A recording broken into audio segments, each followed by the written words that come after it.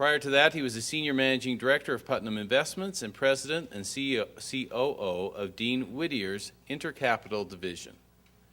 He is currently active in family investment businesses, Treetops Investment LLC and Treetops Corporation. He is chairman of Oxygen, Inc., a publicly held drug development company based in South San Francisco, California. He is chairman of Next Talk, Inc., a Salt Lake City-based specialty telecommunications company. He is director of Sallie Mae Bank in Salt Lake City, as well as an advisory board member for several corporations. So I don't know if you noticed how that started off. We started off talking about Bill having retired and then read a list of things that would put most of us to shame. Something he didn't mention in the official bio, but I happen to know, is that he is a trustee of the U.S. ski team, which is pretty cool. And he is also a trustee of the Buffalo Bill Historical Center in Cody, Wyoming, if any of you have been to that, which is also a nice center. The Schieblers live in Park City, Utah, and Rancho Santa Fe, California. Bill and his wife, Joanne, have a daughter, Christina, in Park City, Utah, and a son, Jason, in Driggs, Idaho. And I think we're very lucky to have with us today Mr. Bill Schiebler.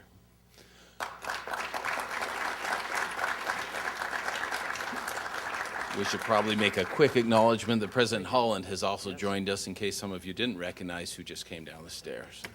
Thanks, Bill.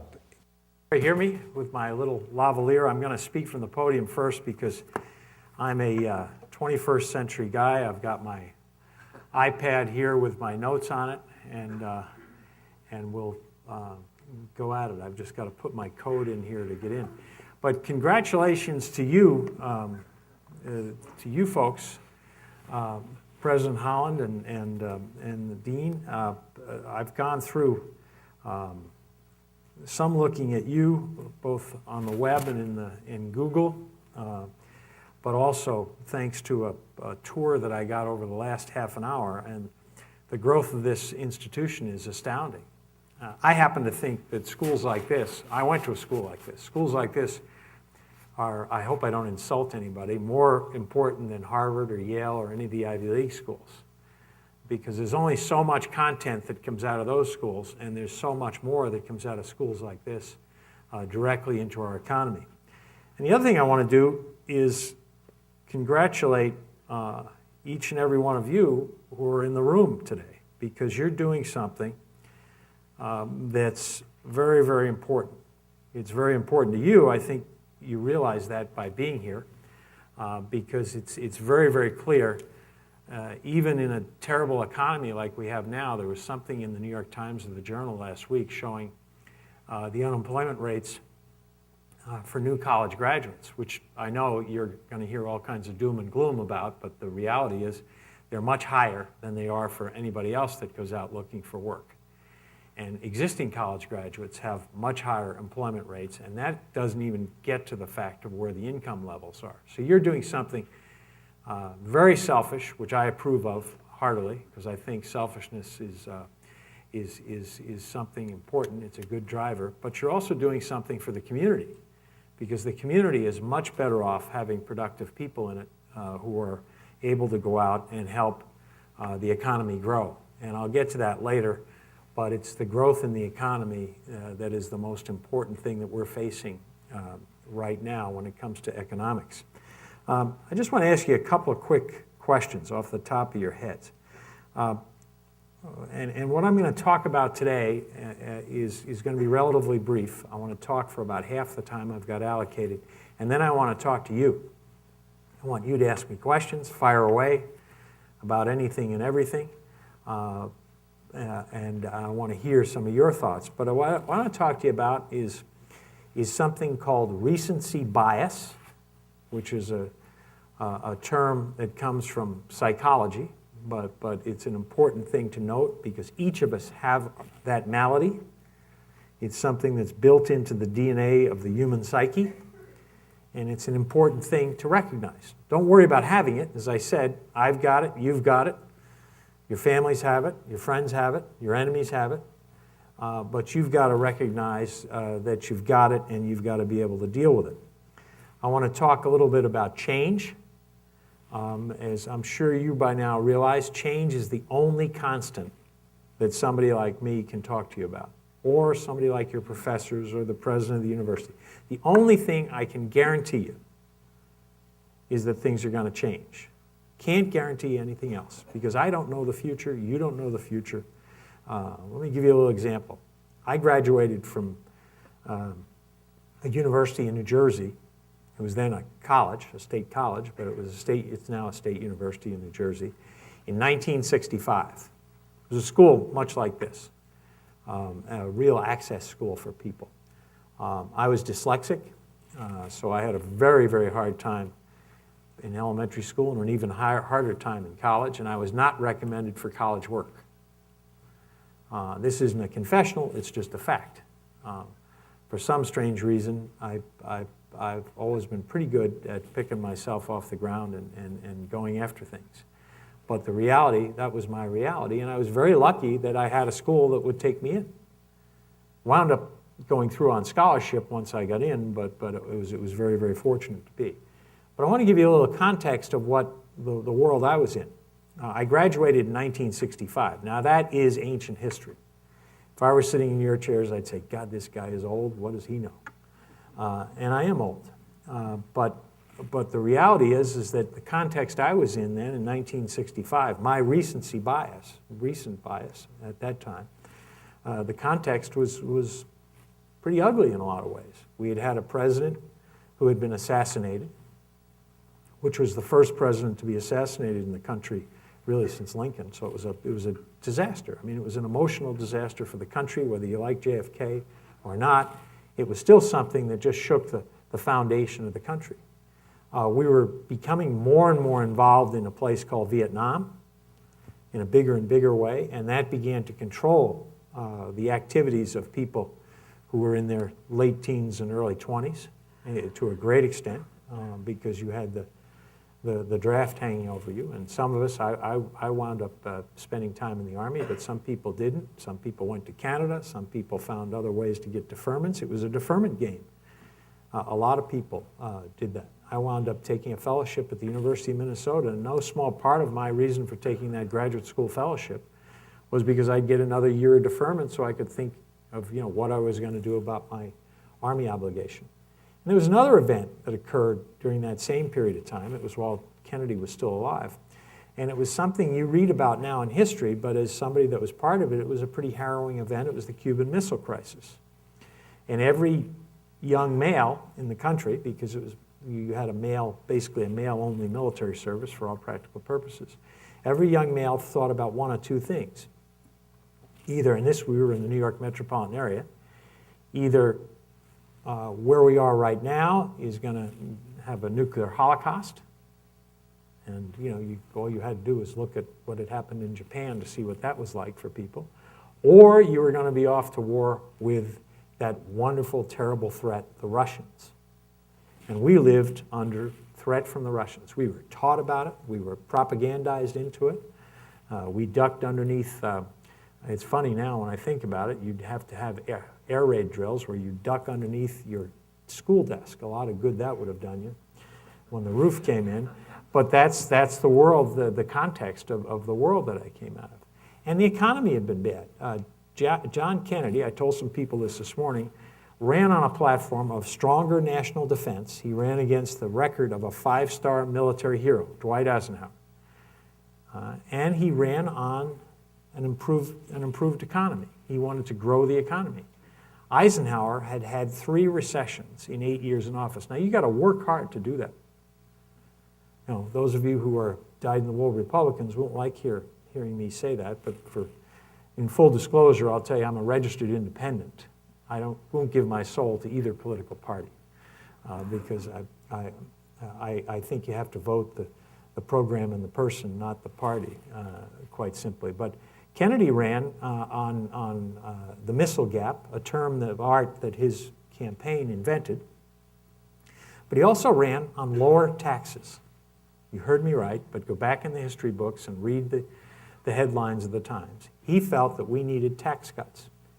Now, this will shock you, but the high income tax rate, over $100,000 in income, under Roosevelt and Eisenhower, was 90%. That's basically, you and I think of that as confiscation. It's crazy. Why would anybody work? Well, I can tell you a lot of people really didn't work, or they found ways around it to build up hidden assets and everything. But working and earning over $100,000 was a losing proposition because 9 cents on every dollar went to the federal government. There weren't many state income taxes back then, but that's what happened. So he ran on that. And in the Senate, the person who tried to stop him from getting his income tax reductions, and by the way, he didn't get them. Johnson got them passed in this wave of let's do anything John Kennedy would have wanted to do that happened after his assassination in '63. So Johnson got the tax cuts through, but Kennedy wanted to lower the tax rates very significantly for both individuals and for corporations. They eventually, the corporate income tax was dropped by about 10%, and the individual income tax was dropped by 20%. Huge number, down to 70%. And the individual income tax, the high tax rate, was 70% right in up until Reagan came in office. So you had a relatively stifling taxation. Any economist, even a liberal economist, will agree that when you have taxes at 90%, it's a massive disincentive. If you want less of something, you punish it. If you want more of something, you reward it. And pretty obviously, we were punishing income, and so you didn't have as much income. The tax receipts were terrible because of the lack of income over that amount. But that's the context of what I came out of. And yet I was able to go out, and very fortunate, I was able to grow a career in a world that changed. So what I'll tell you now, the one thing to remember is that you're going to live through, hopefully, many different economic contexts or backgrounds. You're going to live through booms, you're going to live through busts, you're going to live through malaise like we're in now, where the economy is just sort of drifting along. But that backdrop is always going to be there, and it's always going to be changing. It's not going to be something that is a constant. It's going to be something that moves around, and you've got to develop your life plan and your career realizing that times always aren't going to be rosy. So let me talk for a minute about recency bias. How many of you in here think that housing is a good investment? Okay, if I would ask that question of this group in '06 or even early '07, a lot more hands would have gone up. Because when I went around at that time, and I was a bear on housing in '06 and '07, mainly because I had first by then heard of something called a liar loan, which was a loan where you didn't have to supply any documentation and nobody checked your background. And I said, if these crazy mortgage people are lending money to people without knowing if they've got jobs or not and really being able to verify their income and their liabilities, it's a terrible system. But when I went around and asked people about housing in '06 and '07, I heard things like, well, once in a while, houses will drift a little bit and not go up. But over the long term, they always go up. So they're really superb investments. So the recency bias then was pretty good because houses had pretty much been moving up across the United States since 1994. Our last bust was only in 1989, so the last big bust in housing, and it wasn't as big as this one. It wasn't national, but there were some huge drops. The Boston area was down 60%, top to bottom, in that housing bust. But it was pretty hard to find anybody that remembered that. Nobody remembered it. Nobody would even, and when I'd even bring it up with them, they'd go, yeah, but that was different then. And I'd say, no, it wasn't different. It was another boom and another bust. And it took 13 years, by the way, for the housing market to go from the top to the bottom, back up to the top. And by the way, when it got back to the top, it wasn't inflation valued dollars, so it really wasn't. Your spending power wasn't there, so you still hadn't regained your spending power on the cost of the house. But the price of the house went from here to here and then back to here. It was a 13-year cycle. My guess is this cycle isn't going to be any more generous with us. It's probably going to be about the same. But recency bias is something we always have with us. So when the markets have been good for a while, whatever they are, you're going to feel good about the markets. And when the market's been bad for a while, you're going to feel bad about the markets. It's natural human emotion. And you've got to be able to counter that, not just as an investor, but you've got to be able to counter that in the moves that you make with your career. If you're choosing a certain industry and the industry has been in trouble, that's a dangerous place to be. I mentioned change is the only constant. The other little lesson that I'll give you is luck. I love to hear people talk about luck. And this is very important, I think, because I had the habit of always saying I was lucky, and I had a mentor, a guy that had been very good to me in my career one day, and it was in the early 80s, and he said, Schiebler, you're always talking about luck and how lucky you are. Part of it was because I tend to be pretty grateful for all the things that have happened in my life. I look on the positive side of things, but I said, well, what do you mean, Tom? He said, well, have you ever noticed that lucky people are repeatedly lucky and unlucky people are repeatedly unlucky? Look around you a little bit, and I think you'll find that that's true. So yeah, we do have to have very often the context of good fortune, of a good economy, or good demographics in a business that we're in. But the reality is that you have to be able to recognize it, you have to be able to take advantage of it and move forward. So I would tell you, you can't use luck as an excuse, and don't ever confuse luck. The old expression in my business was don't confuse brains with a bull market. I would say that you also shouldn't confuse brains with good demographics, but people are smart enough to recognize when they're in a situation where those kinds of things are working in their favor and they capitalize on it. So luck is something to be very, very careful, and don't use that as an excuse for why you're not doing as well as somebody else. You don't say, well, he's just lucky or she's just lucky. I want to take that one away from you. I think that's important. I got another question for you. It's really interesting. I was in Sea Island, Georgia, a couple of weeks ago. Beautiful, fancy resort. And I was at a meeting of a think tank, a Washington think tank. It was more of a conservative think tank. It's called AEI, American Enterprise Institute. But they've got people center, left, and right. But I would say their tilt is more right. They're sort of the opposite of the Brookings Institution. And I was invited there by a friend and a neighbor who's been active in it. I've been getting their stuff for years. And I went down, and I was by far, I think, the lowest intellect and the smallest net worth in the room. It was a pretty powerful group of people. I was sitting 3 chairs away from Murdoch, from News Corp, and that isn't a normal occurrence in my life. But it was very fascinating to me because we talked about a number of things. We talked about global and national economy. We talked about terrorism and national security. We talked about the Mideast wars. We talked about China, which is always a favorite topic of people that are worried about things. And we talked about education. And everybody took that list, and the list was a little bit longer. I don't remember them all. And there was only one problem area on that list that they felt was so thorny that they couldn't see a solution for it. And what area do you think that was? Does anybody have a guess which one of those problems would be the most difficult? You're right. You hit it. You get the prize. Education. Elementary and high school education was the toughest problem for everybody to think. And that was the one that they were the most concerned about. So when you think about some of these very, very powerful people and what they're thinking about, the biggest concern they had was the failure in our elementary and high school educational system. And you may disagree with me on that, but that is one point I won't argue with you. We had, in New York City and state, had the best schools in the world in the 1950s. They were rated. Everybody looked to New York. They looked to New York for everything on a worldwide basis.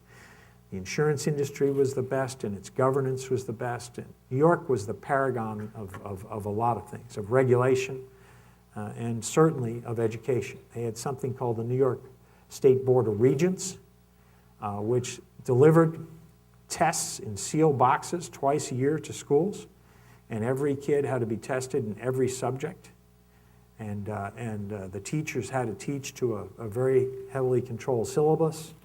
And it certainly didn't have all the bells and whistles we have in a school today. There weren't as many of the touchy feel-good classes offered in a school as today, but it was a great school system. And now it's a pretty terrible school system, because one of the other people at this meeting was a guy by the name of Joel Klein, who was just stepped down as chancellor of the New York City school system. And he's a brilliant guy. I've been reading the New York Times, because I grew up in the New York area, since I was a teenager. And I've been reading the New York section, I would say, on average, 6 days out of 7. Probably more than that, actually, because I'm just fascinated with my old heritage of New York. And Klein and Bloomberg, the current mayor, were the first people in my memory, in following that ever done anything concrete about New York City schools. In the 50 years I'd been following them, there had been virtually a lot of lip service from both Democrats and Republicans. Everybody wanted good schools. That's an easy one. And everybody said they were going to work on it when they got to be mayor. And the first one that did was Bloomberg, and in part he did it by appointing this guy. And what this guy told me about the school systems, I won't get into you with detail here. But if we don't fix that problem, we're going to be hurting. Because you all know about China, and you know about India and the statistics on education over there. But you've got another place, like Israel. A lot of people don't realize this, but Israel is got some astounding statistics, and this shows you what other countries are doing. They have the highest ratio of higher education degrees in the world. They've got the highest ratio of scientists and technicians to the population in the world. They have the highest ratio of engineers in the world. They have more startup companies per capita than any country in the world. They're third after the US and Canada in NASDAQ listings. That's listings on our NASDAQ exchange, which is the growth company exchange. They're second only to Silicon Valley in technological innovation. By the way, the third biggest area in the world is not Boston or New York. It's the area around Darmstadt, Germany, where all the technical schools are in Germany. So we can't even get a second region of the country in there. And a great deal of our success in Silicon Valley is because we've, approximately 35% of the CEOs of companies in Silicon Valley that were taken public are non-US born and non-US educated, which is a wonderful statement about our capital markets. Our capital markets are not closed to foreigners, but it's also a statement about our ability to develop the kind of talent that we need. Israel has more books published per capita than any country in the world, more orchestras per capita than any country in the world, more museums per capita than any country in the world, and more books read per capita than any country in the world. So these are the kinds of, and they're tiny. They're only 2% of the entire Mideast population. Little tiny country. You can go on a map and look at the size of it. And it's just astounding. And they've been in business since 1948. That's when it was established. Taiwan, another place that we don't focus on all that much. Taiwan was a lesser developed country in the 1960s. The UN wanted to raise money for them. By the late 1980s, they had the highest per capita savings of any country in the world.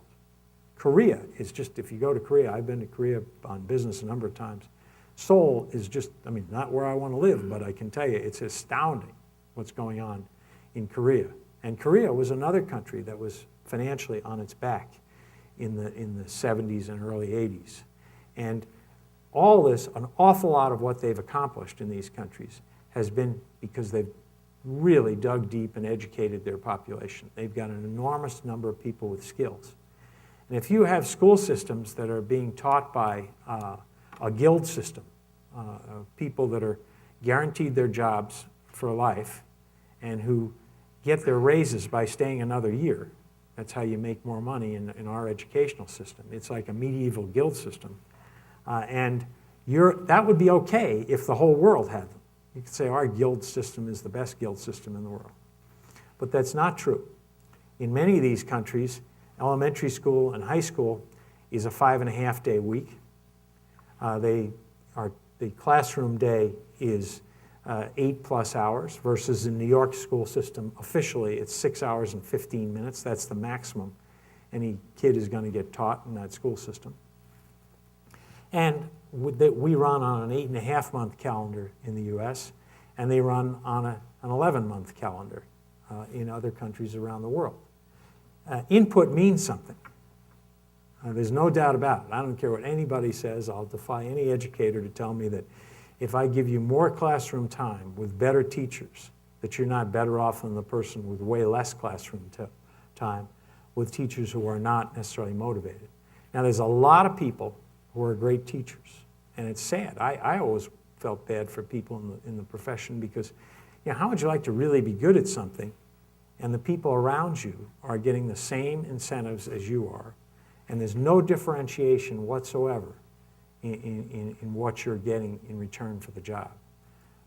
And some people are Simon Pure and can motivate themselves, but most humans have a very tough time doing that. So it's a big, big problem, and you're facing it, even though you're now through the educational system from a standpoint of elementary and high school, and whatever pluses and minuses occurred in it are now history for you.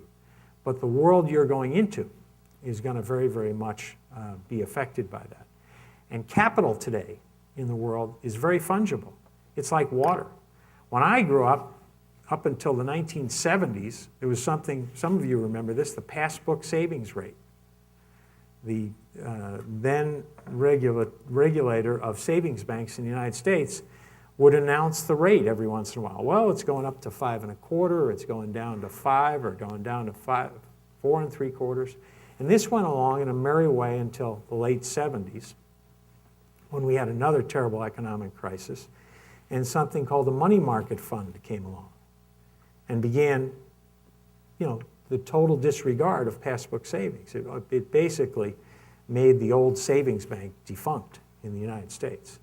Then we deregulated them, and they all got in trouble in another mortgage crisis that occurred earlier in our cycle. This isn't the first time with mortgages for us.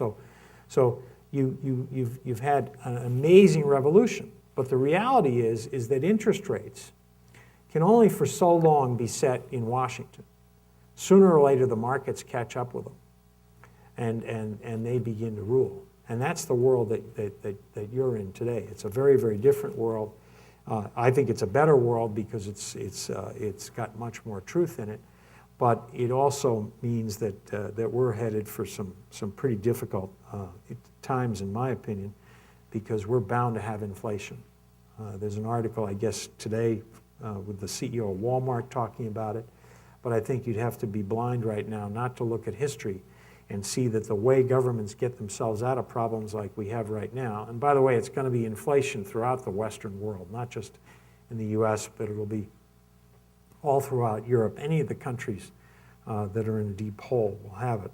And inflation is a very cruel tax on the poor and on the elderly because it raises the prices of commodities that people have to have.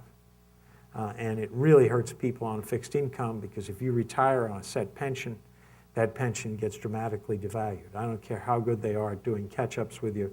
In most cases, you never regain what you've had. I'll finish up and ask for some questions with a very quick look at the economy.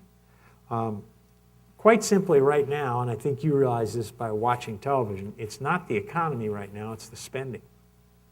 And it's a very debatable subject, but there is a school of thought, the Keynesian economics, which says that you've got to spend your way through a central government out of a recession.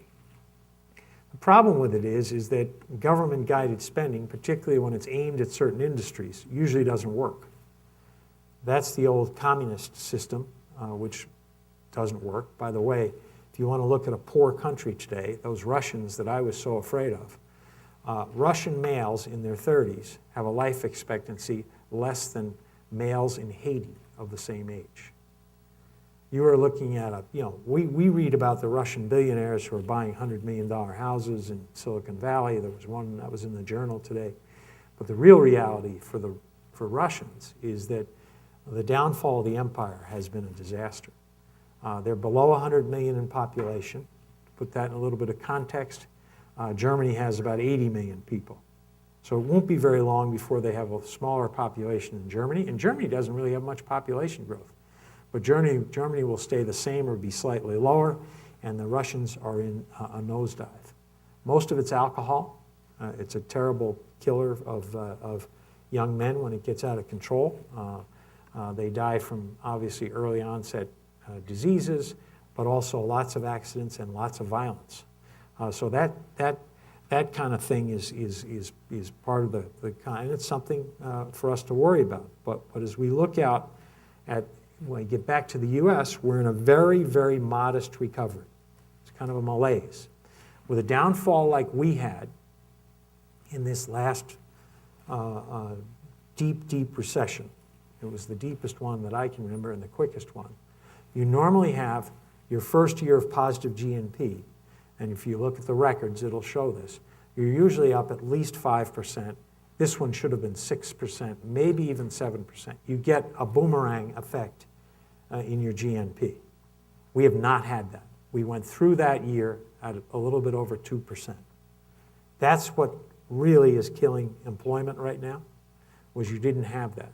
Part of the reason, in my opinion, I can't give you the exact reasons, is that big business was scared. And when big business gets scared, it doesn't spend. It begins to hoard cash. It's just like households do the same thing. But they do it in a bigger way, and they also go about doing something they're very good at, and that's cutting costs. And cutting costs in the world we're in today, in most businesses, means cutting employment. That's the easiest way to cut costs. Your biggest cost is in your payroll, and it's the easiest one to move out. So big companies are constantly looking for ways to downsize, even in a good economy, because that's a way. If you can bring in the same dollars you brought in last year and you spend less, your earnings go up. It's pretty simple. You can just do the math. If you can do that and at the same time grow your top line, you're in a wonderful environment. But they're always looking that way. It's small business and startups that employ new people. But we have got, did not have that bounce back that was very, very tough. Housing is not going to contribute. It's not going to contribute for a while. It's very normal. So everybody's blaming housing for the problem because we have very low building starts. I'm very happy to see very low building starts because that'll get some of the inventory out of the way. You've got to clear out the inventory. You've got to move stuff from weak hands to strong hands. That's a basic economic principle, but it has to happen. And what the government's been doing is delaying a lot of that. It sounds terrible. It's pretty cruel when you get down to individual level, but you've got to get the houses out of the hands where people aren't making payments, and you've got to put them on the block and get them sold. You've got to clear out the excess inventory. And that has got to happen, and we have not gone about doing that. We need growth economic policies, and we don't have those right now. We have some kind of an industrial policy. When you look at where a lot of the stimulus money went, it went to protect favored groups, particularly teachers' unions and others. So it protected the payrolls in a lot of local economies, which you could say was great because then those people weren't laid off and out there, but it also didn't really help employment in some of the newer growth areas. And it went into a lot of things that people think are great, and I think they're great if the market does them, but not if the government does them, but most particularly a lot of very small efforts in alternative energy. And there's a lot of statistics out there on alternative energy, but alternative energy is not going to be the absolute answer for us because we don't have enough space, literally, in the United States to put in the size of solar farms and wind farms that we need. Now, there's a lot of other arguments there, but we're going to have to do something in the meantime to come up with better sources of energy. And if we don't develop new sources of energy, our economy is going to slow down from that cause. Because if you don't have electricity coming out of that plug in the new server farm that Google builds in South Carolina, you're going to slow down the economy. I'm not saying this, again, to discourage you. I'm telling you what the context is that we're in right now, and you need to have, I think, a normal look at it. So what I'd finish with is just to tell you to go out and get lucky. The world is as good as it's ever been for any group of graduates. There's always a context, as I said. And I think in the next couple of years, as you move on out of here, you're going to be able to find that there's a lot of people, particularly in a wonderful economic area like the Salt Lake Valley. We're in a different world here than a lot of the rest of the country. But there's going to be a lot of great job opportunities here. The other thing I'd say to you that goes counter to something that that folks here have mentioned is don't be afraid to leave the Salt Lake Valley. That's an important thing to be able to do as well. There's a big world out there, and it's always much more comfortable to be sitting here close to home and close to where many of you probably grew up. But I would tell you that there's also nothing wrong that if you get a good job with an employer here and they want you to go someplace else, I can clearly tell you that if you're in a big company, and I was in big companies for the most part, they tend to keep pushing people along who do what they ask. I'm not talking about anything illegal now, but they really don't like people that turn down transfers. They put them, on a mental list. Well, the last time we asked him, he said no. So I would suggest to you that don't be afraid to do it. It could be very, very rewarding for you. It certainly helped my career. It's one of the things that helped my career. But I would say go out and go get them. Now let me open up to questions on the economy, on anything I've said. I'm not interested in politics that much, but I'll try and answer them. I don't consider myself an expert. Come on now. Somebody has to break the ice. Okay. What are your thoughts on investing in commodities? And I have to give you context. I'm not a commodities guy. I managed a bunch of commodities brokers at one point in my career. And it was a pretty horrifying experience for me because it was a casino. Even the commercial customers. In the commodities business, they split the customers into speculators and commercial customers. And the commercial customers, which back in those days it was more agricultural commodities, they hadn't really introduced the financial futures. So it was gold, and it was a bunch of all the ag commodities. And you would think that the commercial interests would be coming in there and hedging. But your typical farmer, if he or she had, this was in Minnesota, I was in Minnesota at the time, had 5,000 acres of corn, you would think they'd come in and sell corn, but most of them came in and bought more corn because they loved their corn crop so much that they felt they wanted to have more riding on it, and it wasn't always a smart decision. So I'm not a big believer in commodities. Commodities don't pay dividends. They don't grow.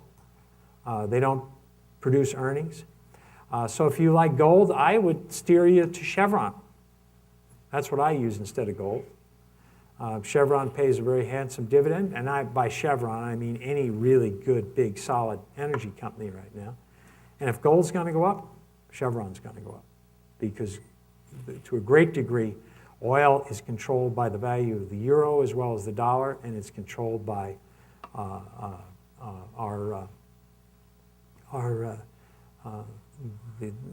other things that enter into that type of economics. Right now, a lot of the oil price is because of the decline in the dollar versus other currencies. And oil would be probably, my guess, 25% cheaper if the dollar was trading in parity with the euro, as an example. So I think you can look to businesses that are commodity-based businesses, and I feel much safer in those because when the pin gets pulled on a commodity, the elevator, it drops like an elevator that's cut loose in an elevator shaft. It's very hard to get off. There's no stops, and I've seen too many people get wiped out in that kind of an event. Whereas a company paying a dividend has much more of a cushion below it, and they can grow back out of it. So that's just my theory. I could be wrong. The other thing that scares me, incidentally, is when people are really pitching something hard, be careful. And if you listen to the news channels and particularly business news channels, or you watch them on television, CNBC or Fox, the number of ads telling you that you need to move your 401k or your IRA into gold are a bad indicator to me. I'm a bit of a contrarian, so I think, And at this stage, I think if you haven't been in for the long ride, you've missed it, and find something else. Yes?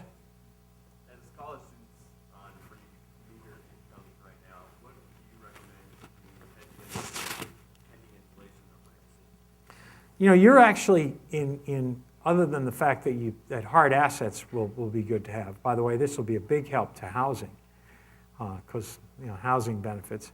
But you're in a pretty good position, because what will happen as you go out in the workforce is your compensation will be based on the recent inflationary experience, and it will be higher than it is right now if we have inflation over the next couple of years.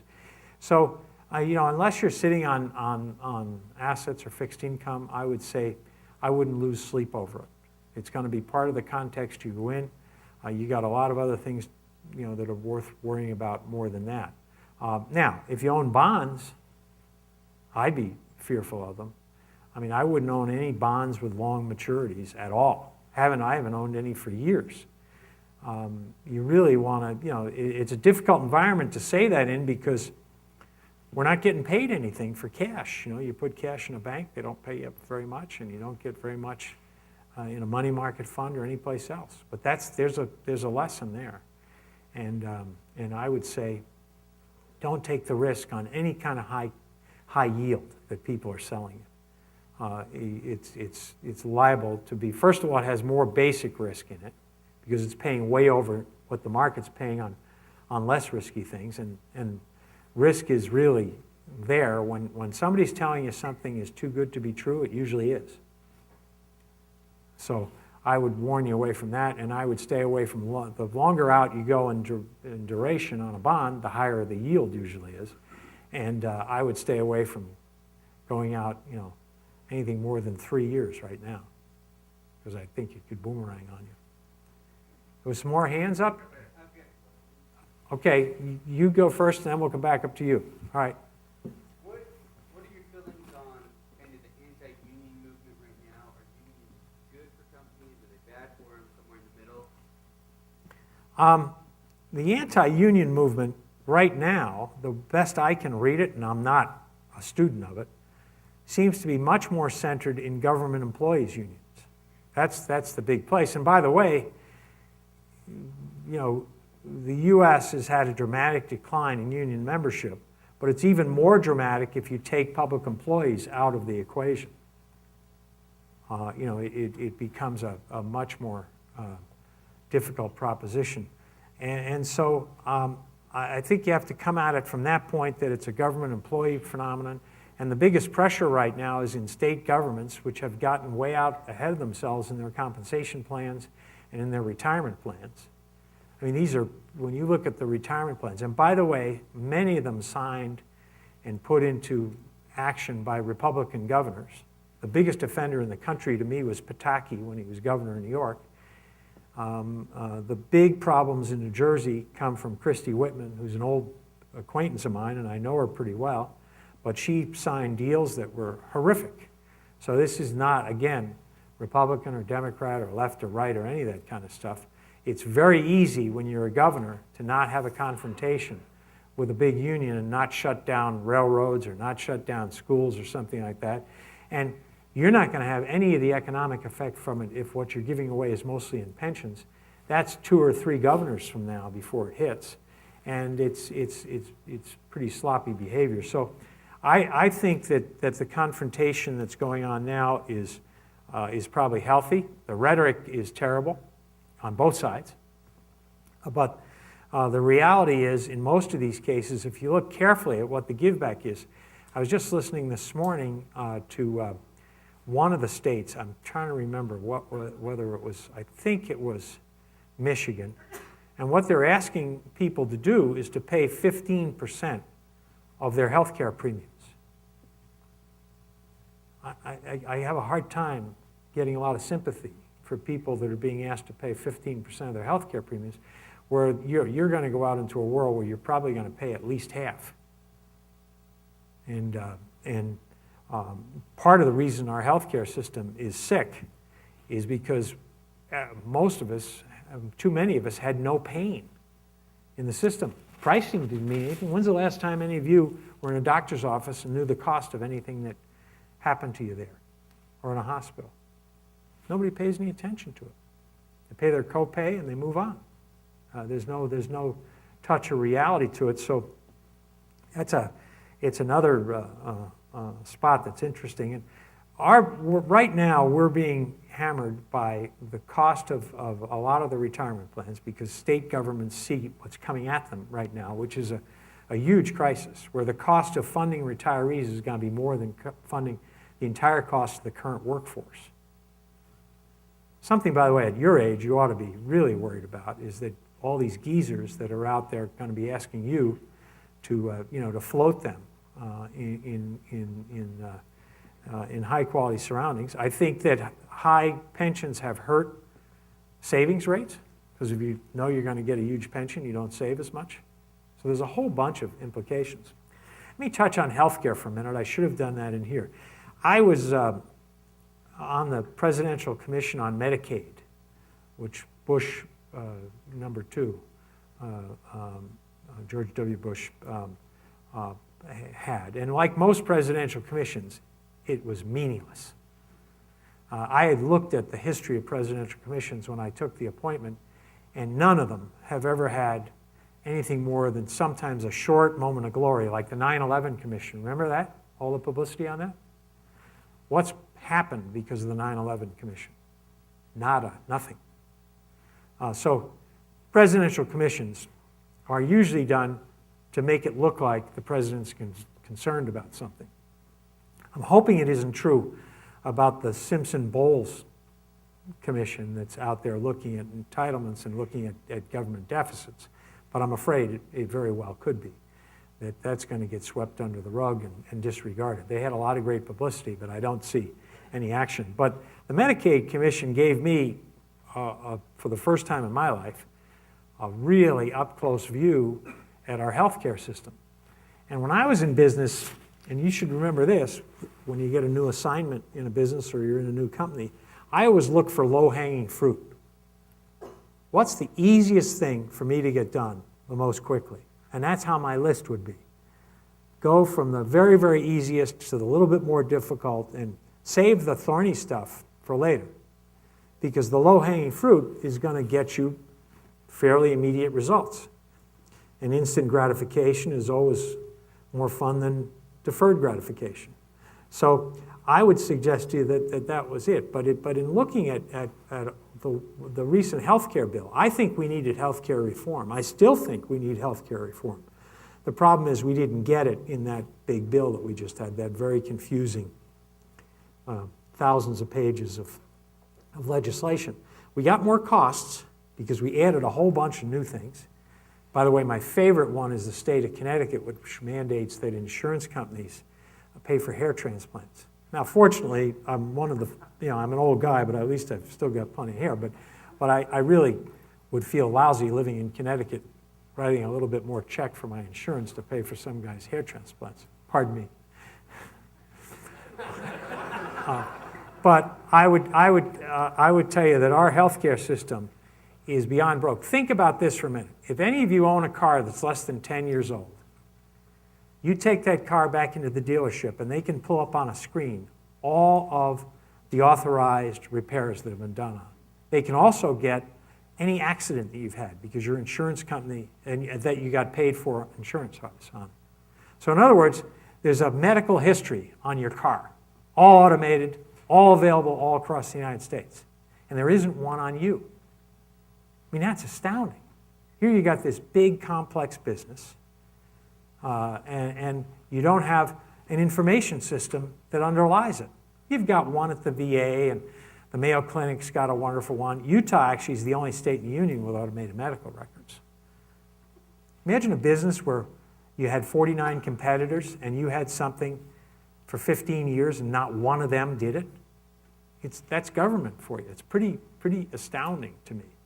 And so I don't have the exact fix on it, but it's a long-winded answer to your question. But I think what's going on with the unions is necessary. I don't like seeing people demonized. I don't think government employees are bad people. I think they're good people. There's a lot of really great people in there. But we do have to have a reality check, and everybody has to understand what's at stake. One more, right? Or no? We better take some after. Okay, all right. I'll take any afterward you want. I don't want to hold you up from getting. We've got a to class. transition for some people to classes that are, I think, about, 3 miles away on the other side of campus or something, and so some of them have probably already run out the door. But we'd like to thank Bill Schiebler today for his time and joining us. Thank you very much.